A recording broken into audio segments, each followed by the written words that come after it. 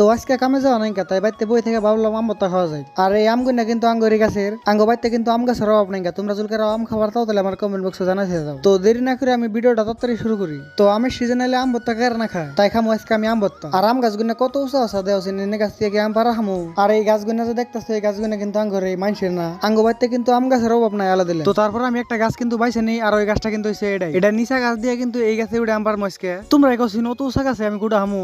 আর আম গুনা যে ধরছে একবার চিকন চিকন ডালে, যেহেতু চিকন ডালে ধরু আম ভর্তা খাবার চাইছি আম পাই রয়েছে। আর কষ্ট মষ্ট করে কিন্তু আম পারছি এক বালটি, বিরাট কষ্ট করে কিন্তু এটি আম পারলাম আমি, কারণ একবার চিকন চিকন ডালে কিন্তু এই আমটি ধরে আসাল। তো বাইতে আনার পরে কিন্তু আমি বাইসে বাইসে 6টা আম নিছি ভর্তা করবার নিকে, আড্ডি কিন্তু থুয়ে দিছি আচার বানাবার নিকে। আর তোমরা কইছিলাম আঙ্গ কিন্তু আম গাছের অভাব নাই কে, বাড়ির আশেপাশে তো আম গাছ আছে আর এই আম গাছটা কিন্তু আঙ্গ উড়ানের মাঝখানে আছে। তো একটা বস্তু খাবার গেলে কম মেহনত করে খানা কেনা। তোমরাই দেখো আমি আম গাছে উঠলাম, আম বাইরে নিয়ে এলাম, তারপরে বাইতে নিয়ে হেরে যায় দুইটাছি, তারপরে এটি সিলান নাকবো, কচি কচি করে কাটা নাকবো, নুন মুজ দিয়ে মাহান নাকবো, তারপরে সিন খান যাবো। তো আমার আম সিলানি শেষ, এনকে কচি কচি করে কাটমু, না কাটলে তো আমার নাম গুনে আর ভর্তা করেন যাবো না। তো আম ভর্তা কিন্তু করা শেষ, এনকে খামু, খাইয়ে তোমরা কইতেছি কি বাটেস ভাই, তোমরা স্বাদের কথা কি কমু, এত স্বাদ তার মানে তোমরা না খেলে বুঝবা না। তো আম ভর্তা খাইয়া বাইরে বেড়ে বেড়েছি দিকার মানে কার মাখো খেতে আগুন ধরা দিছে, এটা কাম করছে তোমরাই কছিন মানুষের মাখো খেতে আগুন ধরা দিছে। তো আজকের মতো আমার ভিডিও এই শেষ।